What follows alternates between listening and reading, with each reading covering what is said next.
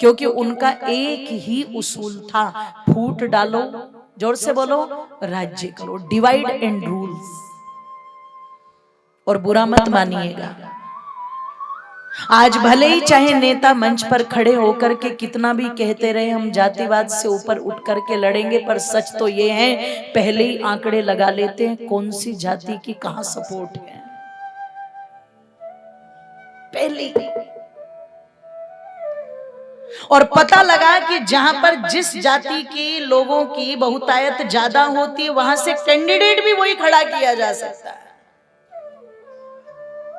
तो आज की वर्तमान की जो राजनीति वो जातिवाद को घटाने वाली नहीं है, उल्टा जातिवाद के पैराग्राफ को, जोर से बोलो, ओह वो तो रॉकेट की तरह एकदम यूं सटाक से। तो मैं कह दूं आप लोगों के सामने कि इन चीजों को वो नहीं बता सकते जो 4000 से इधर लटके पड़े हैं वर्षों से। इन चीजों को वही बता सकते हैं जो बिल्कुल पीछे से चीजों को लेकर के चल रहे। माताओं, इस देश के अंदर कोई जातिवाद नहीं था, भेदभाव नहीं था, ऊंच नीच नहीं थी। यहां दो व्यवस्थाएं चलती थी, एक वर्ण व्यवस्था और एक आश्रम व्यवस्था। 4 वर्ण थे, ब्राह्मण, क्षत्रिय, वैश्य और शूद्र।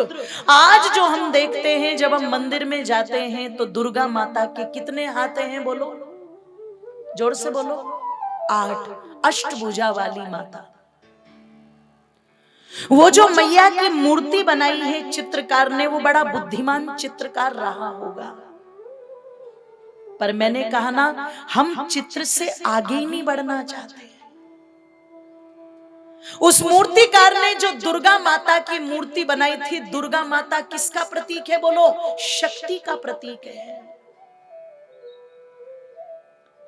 चित्रकार चाहता था हमारी जो शक्ति है वो एकत्रित हो, संगठित हो, इसलिए उसने दुर्गा माता के 8 हाथ बनाए। अच्छा ईमानदारी से बताना, जितनी भी माताएं बैठी हैं, ईमानदारी से बताना, किस किस को अपने घर में 4 हाथों वाली कन्या चाहिए, जरा हाथ उठाओ एक बार। किसको चाहिए? आदि तो मुझे घूर रही होगी,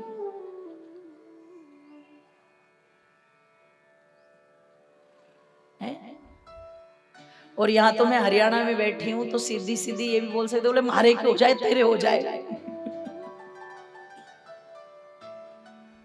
किसी को नहीं चाहिए। लेकिन हमने जब दुर्गा माता का प्रतीक रखा तो उसे कितने हाथों में रखा? 8 हाथों में। जानते हो क्यों?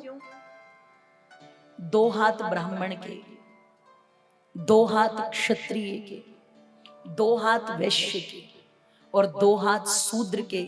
जब ये 8 मिल जाए तो ये भारत माता ही वो दुर्गा का प्रतीक बन जाती है। ध्यान रखिएगा कि इसकी सुरक्षा ये 8 हाथ मिलकर के करे। निवेदन कर दूं, कोई भेद नहीं था इनमें,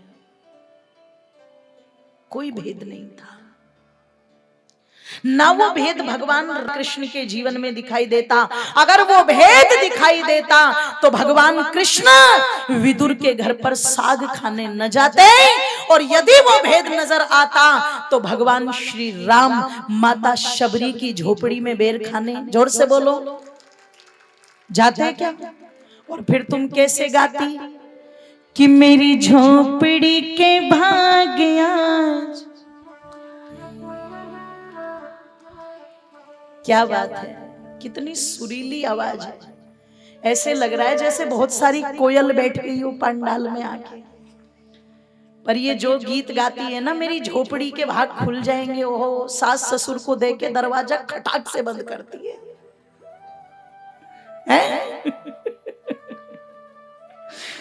ओ मेरी माताओं, निवेदन कर दूं, अगर मतभेद होता, भेद होता तो भगवान श्री राम मां शबरी के यहां न जाते और भगवान श्री कृष्ण विदुर के घर न जाते।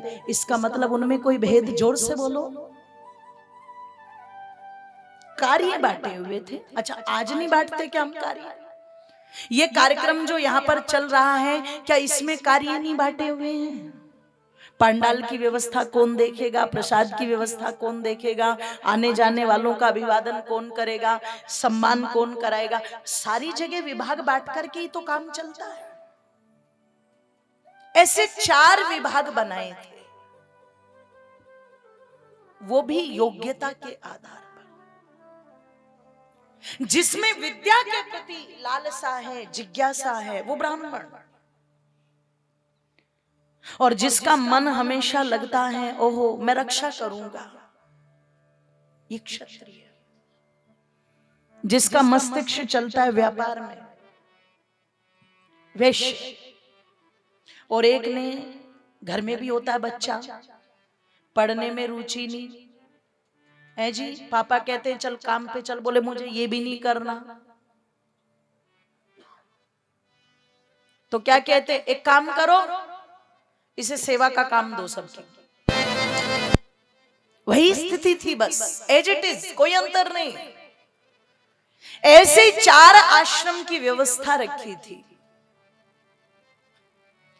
बाल्यकाल से लेकर के और 25 वर्ष तक बालक का ध्यान पठन पाठन पर रहे। इसलिए गुरुकुलों में बच्चे को 8 वर्ष का होते ही भेज देते थे। और गुरुकुल में भेजने का बहुत बड़ा एक कारण यह भी था, आचार्य के गर्भ में रह करके बालक, यानी कि आचार्य के सानिध्य में बालक पढ़ रहा है, वातावरण शुद्ध है, खान पान शुद्ध है, सामाजिक बहुत सारी बुराइयों से बचा हुआ है, और वो निश्चल बालक बिल्कुल उसका साचा जो उसका आचार्य होता था उसे जिस तरीके से डालना चाहता था डाल देता था। आज आपका नादान बच्चा, कोमल बच्चा घर के अंदर है, ऐसी कौन सी अश्लीलता नहीं है जो मोबाइल पर ना परोसी जा रही हो, ऐसी कौन सी अभद्रता नहीं है जो चलचित्रों के माध्यम से, अखबार के माध्यम से ना परोसी जा रही हो। और मैं कह दूं, जो बातें तुमने कभी 20-20 वर्ष की उम्र में जाकर के जानी होगी, आज तुम्हारे 5-5 साल के बच्चे उन बातों से वाकिफ हैं। और कोई कहता है कि जी हम ओपनली माहौल दे रहे हैं, बेशर्मी में और ओपनली माहौल में बहुत अंतर होता है। स्वतंत्रता और स्वच्छंदता में बहुत अंतर होता है।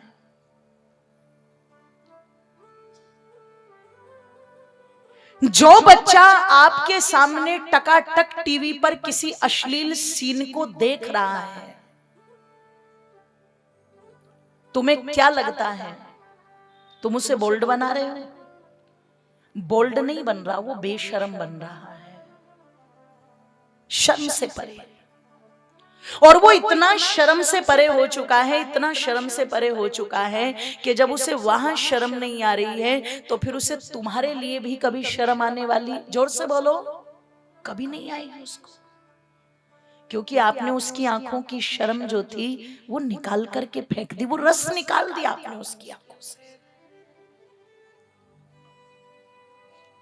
कोई गलत बात चली, मुझे याद है बचपन में एक गाना चल पड़ा और तुरंत ही इतनी गालियां मेरी नानी ने देनी शुरू कर दी,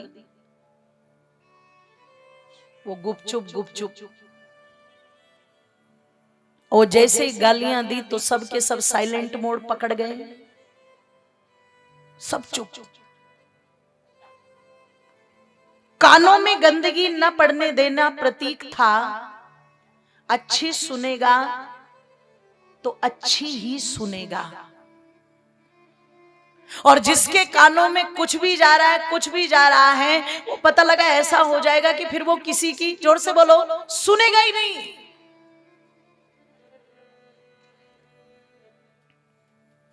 आज बच्चा क्या नहीं देख रहा है घर के अंदर, सब चीजें तो देख रहा है।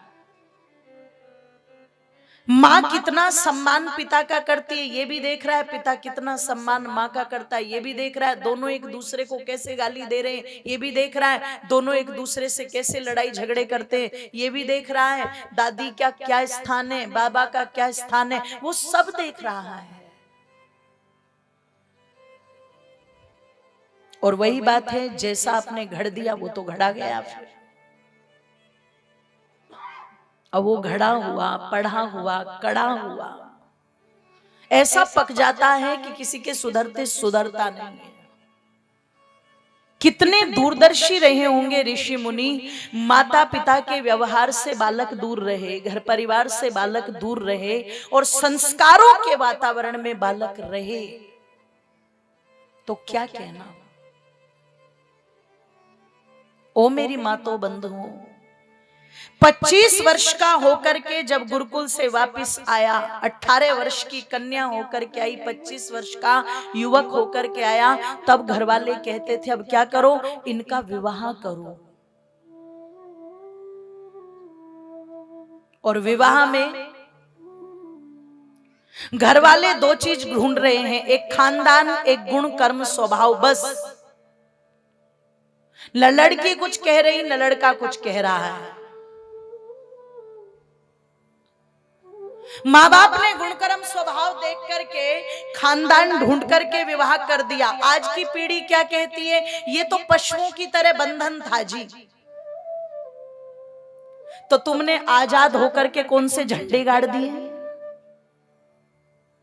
वो जब उस बंधन में बंधे हुए थे तो उनमें लिहाज थी, शर्म थी, मर्यादाएं थी, समाज था, बड़े छोटे की शर्म थी, सब कुछ था। तुमने अपने आप छाट करके कौन से झंडे गाड़ दिए। रोज तो लट बजते रहते, धमकियां दी जाती है थानों की। क्यों?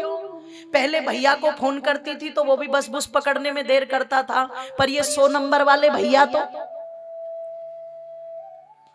5 ही मिनट में खड़े हो जाते हैं, 5 ही मिनट में। और इतनी जल्दी बुलाती है जैसे भात भरने आ रहे हो वो इनका।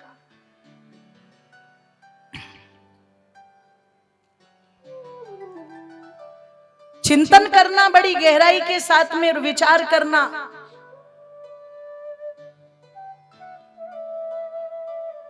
माता पिता जो पता लगा एक पिता जूतियां घिस रहा है, अपनी पागल नहीं था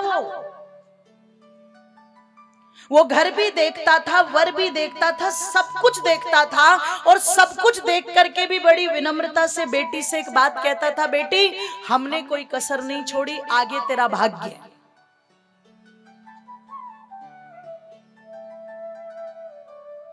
अब आप विचार करना, जीवन साथी .com वाले तुम्हें बता देंगे क्या घर दर वर? बोलो, मोबाइल बता देगा आपको? मोबाइल पर तो फोटो भी फिल्टर लगा लगा के डाली जा रही है। अगर गंदी सी फोटो है तो बोले डिलीट कर, डिलीट कर, अच्छी सी फोटो वो डालेंगे। इसका मतलब वहां जो दिख रहा है उसमें सत्य तो बहुत कम है, और झूठ और दिखावट, जोर से बोलो, बहुत ज्यादा है। अब वो दिखावट 15 दिन बाद, 1 महीने बाद, 2 महीने बाद कभी तो धुलेगी, कभी तो अंदर से असली निकलेगा। और जिस दिन असली निकलेगा उसी दिन धमाका होना तय है, कोई रोक नहीं सकता। पर वहां जो था, देखा नहीं एक दूसरे को, छिपे हुए हैं दोनों के दोनों। अब धीरे धीरे धीरे धीरे समझ रहे हैं एक दूसरे को। तो पता लगा वो धीरे धीरे समझने की जो प्रक्रिया थी, मैं निवेदन कर दूं, अंत तक वो प्रेम, वो सम्मान ज्यों का त्यों बना रहता था। इसलिए उसमें कोई दिक्कत, जोर से बोलो, उसमें कोई दिक्कत नहीं थी। ओ मेरी मातो बंधुओं, हमारे आनंद जी गुरुकुल के कार्यक्रम के लिए हम नीरज चोपड़ा जो जेवलिन चैंपियन है उनसे मिलने के लिए गए उनके गांव में। बड़ा सरल सौम्य परिवार, और नीरज जी का भी स्वभाव क्या कहना, बिल्कुल एकदम खरा सोना, बहुत सरल। तो जब उनके परिवार के साथ बैठे हुए थे, बातें चल पड़ी इसी प्रकार से, वो पुराने जमाने की। आनंद जी ने बड़ी अच्छी बात बताई कि एक बुजुर्ग दंपति, ताऊ और ताई, अब वो कोई बात हो गई तो पता लगा उसने, ताऊ ने उसको एक थप्पड़ मार दिया। अब उसे लगा पूरे जीवन भर इन्होंने मुझे कभी डांटा नहीं और आज थप्पड़ मार लिया। तो बोले तुरंत उसने रिपोर्ट कर दी थाने में जाकर के। अब थाने में जाकर के रिपोर्ट की, पुलिस वाले आए, ताऊ से कहा चल, तो बोले चलो। बैठ गए दोनों थाने में। अब वो पता लगा, बता रही है कि आज तक मुझे हाथ नहीं लगाया, पर आज थप्पड़ मारा तो मुझे बड़ा हिरक आया, मैंने इसलिए रिपोर्ट कर दी। ताऊ चुपचाप बैठा हुआ है। उन्होंने पूछा कुछ तुम भी बोलो। बोले बस मुझे बोलने की आवश्यकता नहीं। कि नहीं, कुछ तो बोलो, क्यों मारा? बोले मैंने तो अपनी समझ के मार दिया था, मुझे नहीं पता ये सरकारी हो गई है? अगर पता होता सरकारी हो गई तो हाथ ना उठाता। मैंने तो अपनी समझ करके मार दिया था।